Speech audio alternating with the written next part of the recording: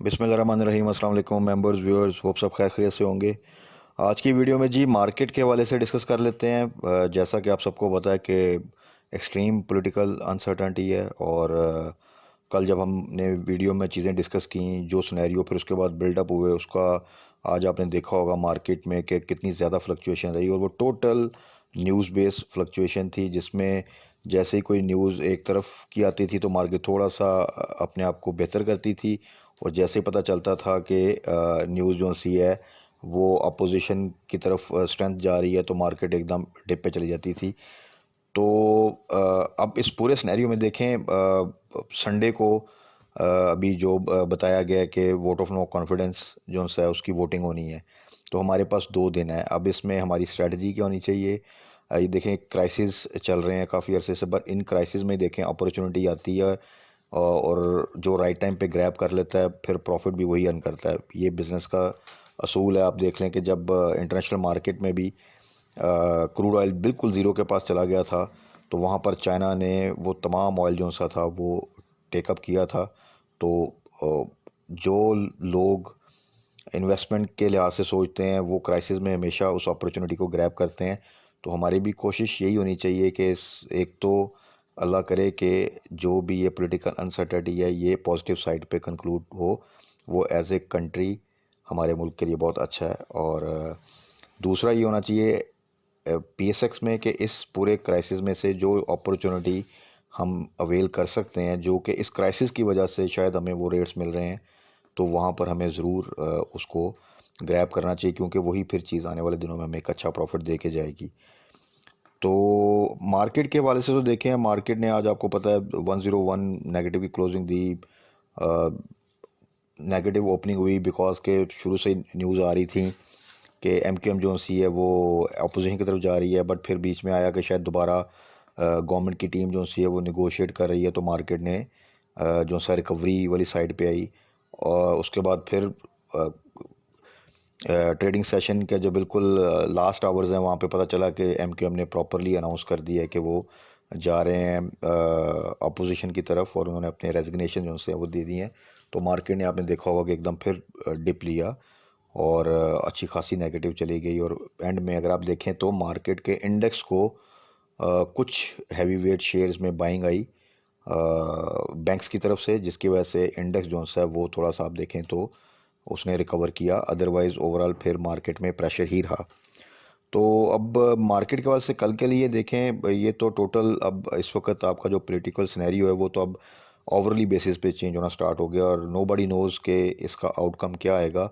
अभी के सिनेरियो में कल तक सिचुएशन ये थी कि गवर्नमेंट साइड बड़ी स्ट्रॉन्ग थी। आप सबको पता होगा जब काफ लीग को ऑफ़र हो गई सीएमशिप की, तो गवर्नमेंट वाज वेरी हैप्पी। आज अगर सिनेरियो देखें तो इंटायरली डिफरेंट 180 डिग्री पे चेंज हो गई है सिचुएशन। तो अब कल क्या होता है, कल क्या डेवलपमेंट होती है, नो बडी नोज़। असल चीज़ ये है कि जो भी हो हमारे पाकिस्तान के लिए अच्छा होना चाहिए, एक स्टेबिलिटी आनी चाहिए।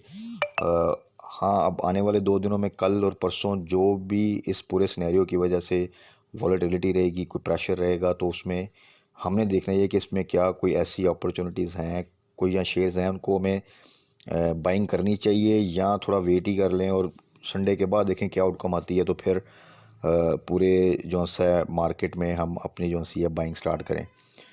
तो उसमें देखें, मेरा ख़्याल है कि अकोमोडेशन तो करनी चाहिए। एक आधा डिप अगर आता है तो उसको में अपॉर्चुनिटी वेल करनी चाहिए। अल्टीमेटली चीज़ें बेहतर हो जाएंगी इन आइदर केस। मेरा ख़्याल है कि जो पावरफुल सर्कल्स हैं पाकिस्तान के वो अनस्टेबिलिटी तो नहीं होने देंगे, और कोई ऐसी सिचुएशन नहीं होने देंगे जो कि अदम इस्तेकाम जो है वो ज़्यादा क्रिएट हो। ऑलरेडी काफ़ी चीज़ें जो सी हैं वो इस वक्त अनसर्टनिटी का शिकार हैं।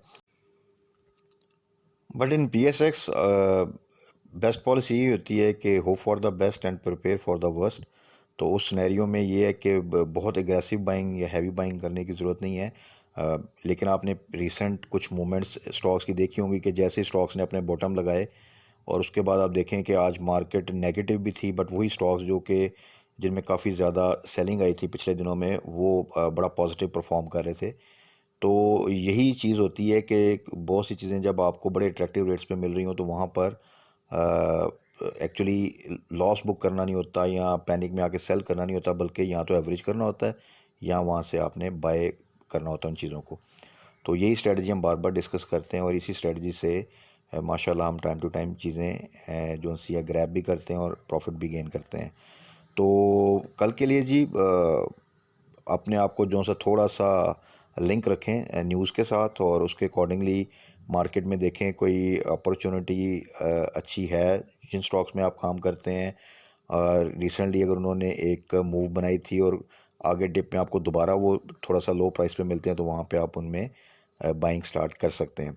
बाकी कुछ स्टॉक्स को हम डिस्कस कर लेते हैं स्पेसिफ़िकली आज कुछ जिस तरह कल डिस्कस किया था कुछ अंडर 10 स्टॉक्स जिनमें हम बाइंग करते हैं, डिस्कस करते हैं, और कुछ स्टॉक्स जिनको रेगुलर बेसिस पे हम साथ डिस्कस करते हैं उनको थोड़ा सा डिस्कस कर लेते हैं।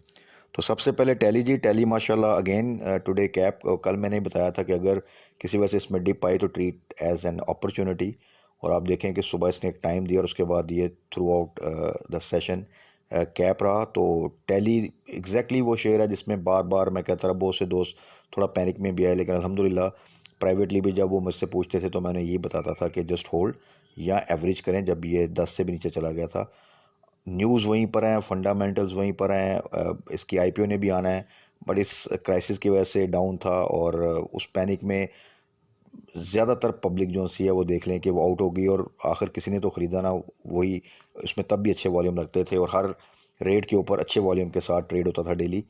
तो अल्टीमेटली वही हुआ जो हमेशा होता है कि जो अच्छे इंटेलिजेंट इन्वेस्टर था वो ले गया और वीक होल्डर से माल जो सा वो ले लिया गया। और अब आप देखें कि वो मेरा नहीं ख्याल कि वो जो लोगों ने पैनिक में बेचा था वो इसको अब दोबारा ले भी पाए हैं कि नहीं। तो टैली अगेन जी, न्यूज़ अब तो बिल्कुल ऑफिशियली आ चुकी है, तो चीज़ें कोई बहुत ज़्यादा ख़राब ना हुई अगर पॉलिटिकल साइड पे खुदा न खास्ता, तो टैली इंशाल्लाह इज़ गोइंग टुवर्ड अगेन 1820। तो इसको जिनके पास होल्डिंग है वो जस्ट होल्ड स्ट्रॉन्ग इंशाल्लाह ताला, तो अच्छा प्रॉफिट इसमें गेन हो जाएगा। बट लेट्स सी कि जो सा है ये जो पॉलिटिकल सिनेरियो ये किस तरफ जाता है।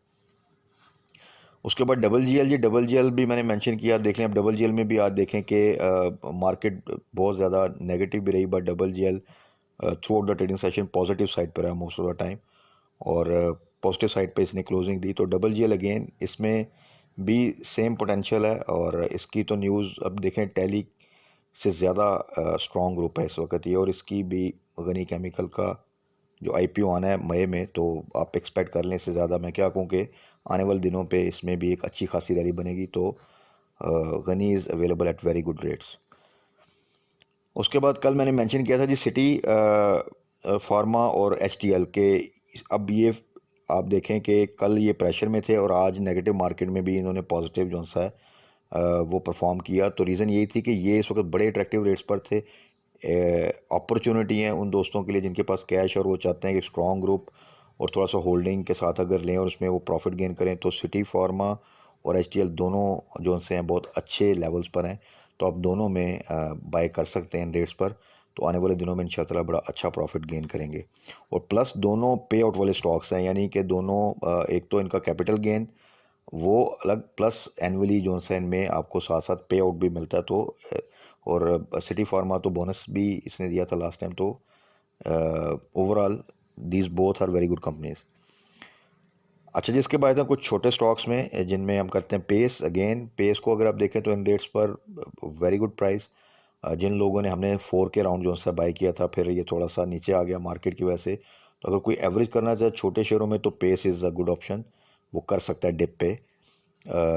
तो बट अगेन फर्स्ट फेज़ में आपके जो हाई वॉल्यूम स्टॉक्स हैं वो जाएंगे हमेशा पेनी स्टॉक जो सा, अगर कोई न्यूज़ आए तो देन ये मूव करते हैं, अदरवाइज़ ये सेकंड या थर्ड फेज़ में मूव करते हैं। तो अगर आप होल्ड कर सकते हैं और पेनी स्टॉक्स में बाय करते हैं, ट्रेड करते हैं, आप अपनी एक छोटा सा पोर्शन ज़रूर रखते हैं, तो देन आप पेस को कंसिडर कर सकते हैं। उसके बाद आ जाएं जी हम पे। अगर आपने रिसेंटली देखा हो एक टॉप 25 कंपनीज़ की लिस्ट आई है फॉर 2020 पीएसएक्स में, तो उसमें हम नेटवर्क भी टॉप 25 कंपनीज़ में है। उसमें ट्रिपल जीएल भी टॉप 25 कंपनी में, और भी काफ़ी कंपनीज़ हैं। तो अगर आप देखें तो एक छोटा शेयर जो कि इस वक्त 6-7 रुपये पे, और वो टॉप 25 कंपनीज़ में, आप देखें तो हम में बड़ा पोटेंशियल है और ये रिसेंटली अभी 8 को टच करके वापस आया है। तो 6.5 के आसपास अगर आपको मिले तो आप बायबैक भी कर सकते हैं, एवरेज भी कर सकते हैं, और अगर आप छोटे स्टॉक्स में आना चाहें तो ये तमाम छोटे स्टॉक्स में ज़्यादा अच्छा स्ट्रॉन्ग जो है वो आपको आगे प्रॉफिट दे सकता है। तो हम 6.5 से नीचे या उसके आसपास अगर आप इसको जो है बाई करना चाहें तो आप कर सकते हैं। फ्यूचर में इंशाल्लाह अच्छा गेन आप इसमें से एक्सपेक्ट कर सकते हैं। फाइनल वन जी, स्मिथ बैंक, आपको रिसेंटली पता है मेरी वीडियोज़ आई थी। स्मिथ बैंक में हमने 2 दफ़ा माशाल्लाह बड़ा अच्छा प्रॉफिट गेन किया। रिसेंटली अगेन इसने 3.05 को टच किया और वापस आया। अभी स्टिल इसकी एनुअल जनरल मीटिंग थी आज, और इसमें कुछ न्यूज़ हैं इन्वेस्टमेंट की। जैसे ही वो बिल्कुल फाइनलाइज हो जाएगा तो इसमें भी आप एटलीस्ट 1-2 रुपये की मज़ीद जो है वो भी पोटेंशियल है इसमें कि वो आप रैली देख सकते हैं। ऑलरेडी जो है हमने 2 दफ़ा इसमें 2.3 से नीचे एंट्री ली और 3+ पे प्रॉफिट टेकिंग की, और अभी स्टिल भी ये माशाल्लाह 2.8 के पास है। तो स्मिथ बैंक में पिछले 3-4 माह में हमने अच्छा प्रॉफिट गेन किया 2 दफ़ा।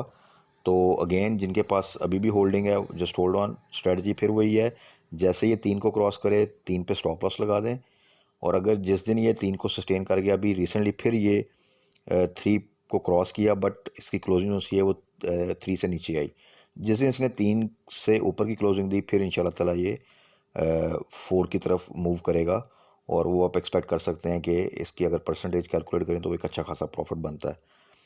तो छोटे स्टॉक्स में, पेनी स्टॉक्स में एक यही चार्म होता है कि उनकी एक्चुअली 1-आध रुपये का जो प्रॉफिट है, 1 से 2 रुपये का भी अगर आप परसेंटेज बस देखें तो वो 50-100% के करीब प्रॉफिट भी बन जाता है।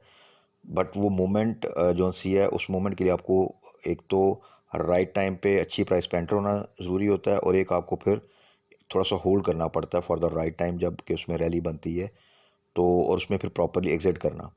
तो ये चीज़ें हम साथ साथ डिस्कस करते हैं। स्मिथ में अल्हम्दुलिल्लाह कि पूरी स्ट्रेटजी हमने पिछली वीडियोस में डिस्कस की, और 2 दफ़ा इसमें प्रॉपरली जो है हमने पूरी ट्रेड की। तो अभी भी इसमें पोटेंशियल है इंशाल्लाह ताला, और उम्मीद है कि जैसी चीज़ें फाइनलाइज होंगी तो ये 2.8 से फर्दर इसमें पोटेंशियल है कि ये 4 पे की तरफ मूव कर सकता है, और अगर प्रॉपरली उस तरफ गया तो फिर ये 5 की तरफ भी मूव कर सकता है।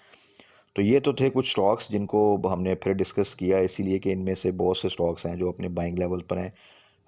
इस वक्त अगर आपको डिप पे कल मिलें तो वहाँ पे आप बाइंग हल्की सी स्टार्ट कर सकते हैं, और थोड़ी सी होल्डिंग, और जैसे हम इस क्राइसिस में सीख लेंगे तो फिर इंशाल्लाह ताला एक अच्छा प्रॉफिट गेन करेंगे। जैसा कि टैली आप देख लें वो प्रॉफिट की तरफ आना स्टार्ट हो गया है। इसी तरह डबल जेल इंशाल्लाह ताला इसमें एक अच्छा प्रॉफिट आपको मिलेगा आने वाले दिनों में। तो कल के लिए जी इंशाल्लाह ताला नोबडी नोज़ के पॉलिटिकल साइड पे क्या सिनेरियो डेवलप होता है, बट इंशाल्लाह ताला ये 2-3 दिन के बाद मार्केट अपनी एक डायरेक्शन सेट करेगी।